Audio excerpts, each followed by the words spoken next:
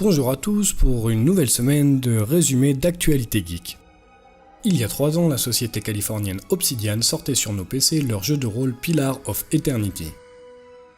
Baignant dans un univers d'heroic fantasy, cette expérience de jeu solo était perçue comme le successeur des Baldur's Gate.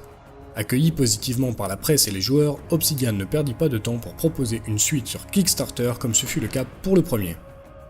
Les amoureux de la licence ont donc pu mettre les mains ce mardi 8 mai sur ce fameux Pillars of Eternity 2, qui semble encore plus abouti sur bien des points que son aîné. La microgestion pendant les combats est toujours requise avec en prime un vaste univers à explorer. Disponible sur Steam, il nous semble important de préciser qu'il est entièrement traduit en français. Un effort très appréciable sachant la quantité importante de texte que comporte le jeu. Il est vendu 46€ pour la version standard, sachant qu'un Season Pass est prévu et qu'il est d'ores et déjà possible de le précommander. Enfin, il faut savoir que le premier épisode était sorti sur PS4 et Xbox One, donc il y a fort à parier que celui-ci suivra le même chemin un jour ou l'autre.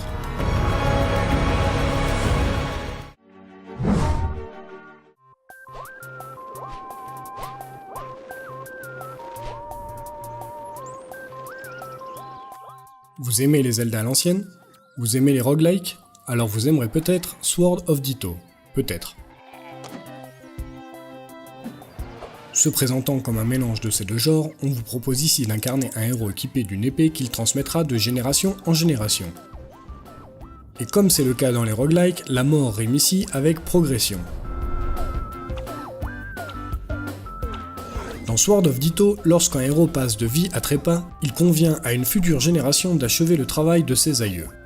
Même si le monde change puisqu'il se passe plusieurs années après la mort d'un héros, celui-ci garde en mémoire certains hauts faits qui permettront au final de détruire la méchante et pas belle sorcière Mormo.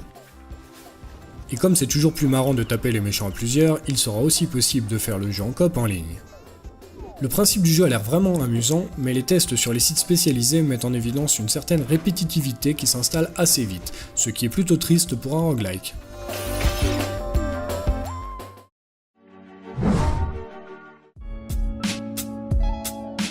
Vous pensez peut-être qu'aux États-Unis la neutralité du net est un droit fondamental et qu'elle est soutenue par de grands principes indélébiles qui ne seront jamais remis en question. Eh bien, il n'en est rien. Depuis plusieurs mois, certains États sont sur le pied de guerre pour élever la concurrence des fournisseurs d'accès Internet. Ce qui est en jeu, c'est la fameuse bande passante qui normalement est la même pour tous les sites Internet. Eh bien, ce ne sera sûrement plus le cas bien longtemps, et dans le pire scénario, certains sites devront payer plus cher pour garantir à leurs utilisateurs une connexion avec un bon débit. Une conséquence qui pourrait se répercuter sur les prix pratiqués par les entreprises. Pour donner un exemple concret, les plateformes de streaming en ligne pourraient se retrouver à augmenter le prix de ces abonnements et ce même en dehors des États-Unis.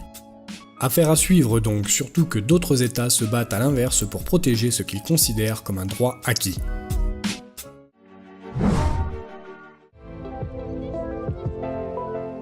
Nous le savons tous, les intelligences artificielles sont de plus en plus développées. Leurs évolutions nous fascinent autant qu'elles peuvent nous inquiéter. Dans cette vidéo présentée par Google, on peut écouter la conversation entre une intelligence artificielle et un humain. L'humain ne sachant pas que son interlocuteur est une intelligence artificielle, nous vous laissons découvrir l'extrait par vous-même. How may I help you? Hi, I'd like to reserve a table for Wednesday the 7th. For 7 people? It's for 4 people. 4 people? When? Today? Next Tonight? Wednesday at 6 p.m.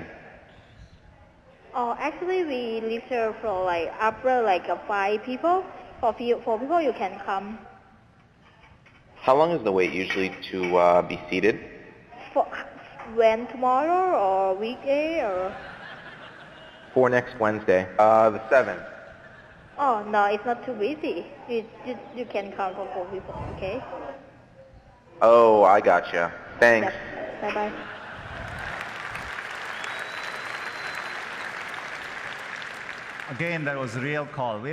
Une belle prouesse puisque comme nous pouvons le constater, la voix de l'IA s'adapte à celle de son interlocuteur. Elle paraît plus naturelle tout en nous donnant l'impression qu'elle calibre son intonation. Il est possible d'imaginer un futur où cette IA prenne une place quotidienne plus importante, allant jusqu'à s'approprier des corps de métier demandant une intervention humaine. Les métiers de la téléphonie, comme le secrétariat et les télémarketeurs pourraient être les cibles les plus impactées, d'où les inquiétudes qu'elles peuvent engendrer. When I was a young girl, my father fought in the Guild Wars. He gave up his life, keeping our home safe.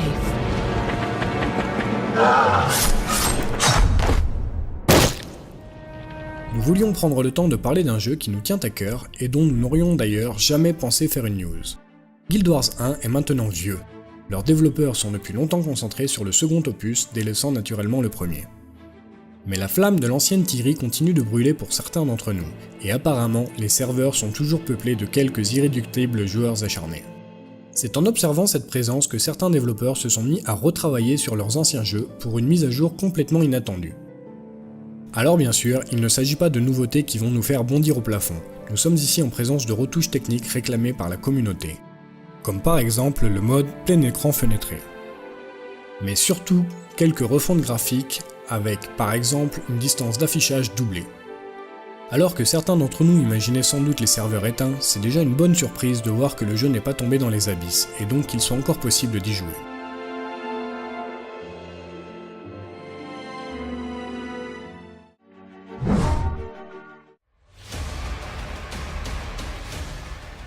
Bungie, le créateur de Destiny 2, continue d'étoffer le contenu de son jeu. Il y a quelques jours, un très court comic avait été proposé sur leur site. L'objectif assumé étant de nous replonger dans l'histoire avant l'arrivée d'un nouveau DLC. Jouable solo ou en multi, Destiny 2 a toujours affiché l'ambition de perdurer dans le temps, voire mieux que ce qu'avait pu faire le premier, qui soit dit en passant n'était sorti que sur console. C'est en début de ce mois de mai que le DLC Esprit Tutélaire est arrivé à disposition des joueurs. Proposé pour seulement 20€, il laisse sous-entendre un contenu assez maigre malgré la promesse de nouveaux boss et de nouvelles zones. Pour nous y être nous-mêmes remis sur PC, nous avons pu constater la faible fréquentation des serveurs, ce qui en soi n'est pas dérangeant quand on joue solo ou en coop, avec pour seule envie de prendre le temps d'avancer tranquillement dans l'histoire. Néanmoins, cela peut poser un problème pour accéder à tout le contenu endgame. Tout cela réuni ne laisse rien présager de bon pour l'avenir général du jeu. Sachez aussi que Bungie profite de ce DLC afin de faire débuter la saison 3 de PvP. Mayday, do you copy? The most dangerous weapon in this system is on this planet, and an entire army of Hive is trying to destroy it.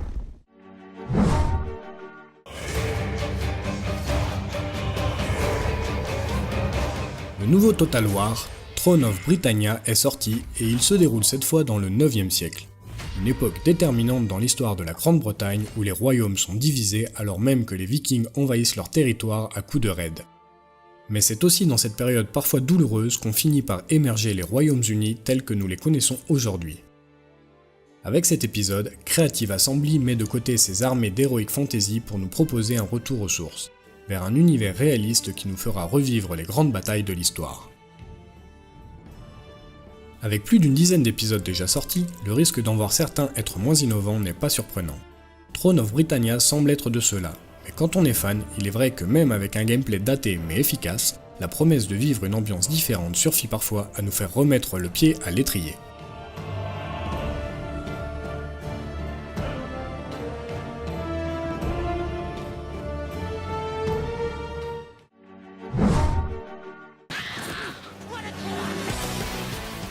De l'action frénétique, des ennemis complètement barrés et le tout dans une ambiance proche de Mad Max. Voilà ce que devrait nous réserver le prochain jeu d'ID Software. Tout du moins si l'on en croit cette vidéo de trailer qui nous dévoile une bonne phase de gameplay. Connu pour des jeux comme Doom qui propose une progression labyrinthique et assez cloisonnée, Rage 2 devrait en revanche se dérouler dans un monde ouvert, réveillant forcément les craintes d'avoir du contenu inutile comme les fameuses quêtes FedEx. De notre côté, on a bien aimé la présentation. Ça nous a clairement donné envie de massacrer du mob à la chaîne. Surtout que dans le dernier Doom, le côté je passe et je défonce tout fonctionnait très bien. On espère donc retrouver le même délire ici, mais à plus grande échelle. Je vous laisse apprécier par vous-même.